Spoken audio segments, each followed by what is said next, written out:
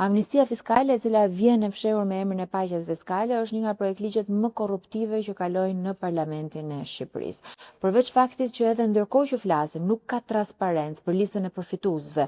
A janë ato koncesionara, kanë marrë partneritete publike private, janë evazor fiskal, qeveria ka refuzuar që ta ofrojë këtë transparencë dhe unë nuk e di se çfarë po mbron, kë po mbron, interesat e kujt është duke mbrojtur qeveria, duke sjellë këtë ligj në parlament. Së dyti, do të dekurajojë gjithë bizneset e ndershme që kanë paguar taksa në Republikën e Shqipërisë për t'i nxitur ato për të mos paguar në të ardhmen. E minon sistemin e taksave. Dhe së treti, me paqen fiskale, që është një nga elementet kryesor të këtij propozimi, për të paguar një normë të ulët taksash për 3 vite për bizneset të cilat as nuk e deklarojnë burimin e tyre, është një burim konkret për pastrimin e parave dhe për legalizimin e parave të pista në ekonomi. Një taks duhet jetë e drejtë, një taks duhet ketë edhe moral për gjithë ato që e paguajnë. Amnistia fiskale, e cila vjen me emrin e paqes fiskale, nuk e ka asnjërin nga këto. Është një nga projektligjet më korruptiv të këtij parlamenti.